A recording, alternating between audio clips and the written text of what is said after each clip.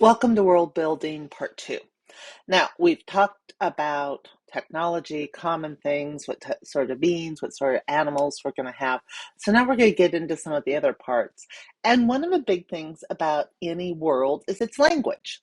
Now, you can, if you want, go full Tolkien and create your own language. You can do it completely from scratch.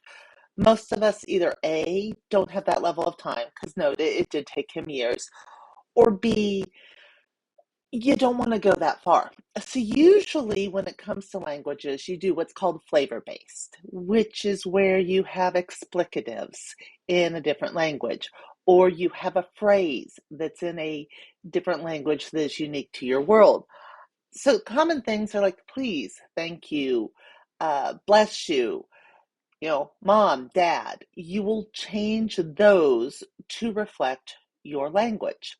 Now, there's various uh, writing instructors who'll talk about resonance. And one of the interesting things is at least on Earth, not most, a large percentage of languages for mom and dad have a word that is very similar. Mami in Spanish, papa.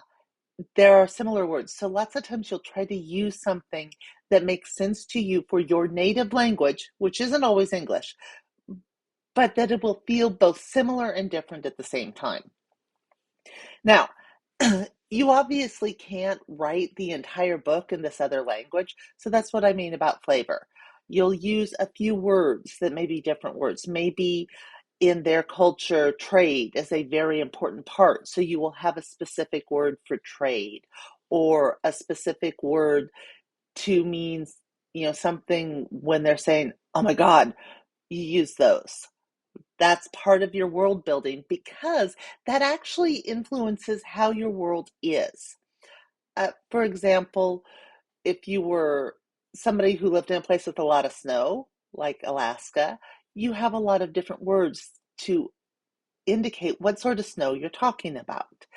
Same thing. Your world, is it sand-based? In which case you may have a lot of different words to describe sand and the weather and the storms. So think about this when you're world building. The second part is society. What sort of society do you have? Now, most of the time when people think about this, they immediately go to, well, is it patriarchal or is it matriarchal? Well, that's part of it. Do you have a society that is a government based? So is it a dictatorship? Is it a monarchy? Is it a democracy? Are you doing something where there's still tribes? In case, who's running the tribes? Do you have where you need to decide if technology decides what sort of society you have? Because it's a lot harder to have a high-tech society that is still tribal and small, which leads you right into culture. Now, culture can include both society and what sort of governments, but it also includes a lot of other things, like are gender roles important? And hopefully, when you were deciding beings, you decided how many genders you have. And there's a lot of really great sci-fi novels that have three, four, or even more genders. So do you know what your gender roles are? Are there gender roles? You can throw those out the window. I mean, this is your world. Do whatever you want. Maybe your people are like seahorses, where the men give birth to the babies. This is up to you. But part of it is also including children. How are children raised? Are they raised communally? Are they raised by one person, two people? Do you give up children at birth? You see what I mean? When you're building a world, all of these little things affect stuff. So if you, and you want to make sure you have multiple cultures and that they're not simply a reflection of your culture or your world. Okay, so we have Earth. Again, most of you guys are probably from Earth. If you're not, again, please get hold of me. We know that you have representative democracy like the United States. And please don't argue with me about what sort of government we have. It's in flux. We have a parliament monarchy in England.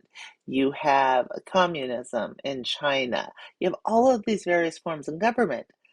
But your world doesn't have to mimic these. You can come up with new forms of government. You could make it so everybody is much more hive-based society, like ants or bees. And the reason that I'm harping on this is it does play a part into your characters, and I'll get into that in part three. But the other thing that you have to work on to make a world believable is you have to have both characters and governments that do not reflect how you think. And what do I mean by that? Um, I absolutely love cats. This is not going to come to as a surprise to anybody who knows me. And lots of times I let my characters have pets and have cats because I do like them. But if every single character I wrote had pets, that would make them all feel the same.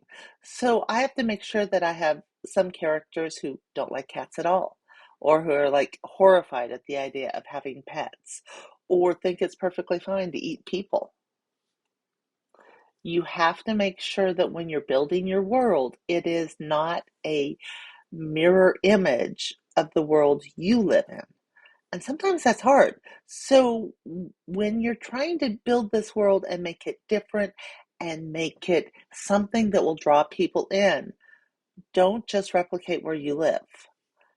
Maybe add in where you wish you lived or all the changes you want to see, which is kind of why we write speculative fiction, is because we get to change that world and create it to be something we may think is better. Or if you're writing dystopian or apocalyptic fic, all the ways it can go wrong and all the bad things that can happen.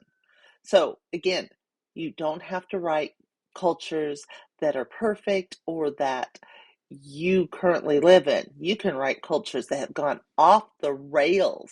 Maybe we're in a Soylent Green situation where when you die, your body is recycled into food. Make your worlds different. I'll see you for part three.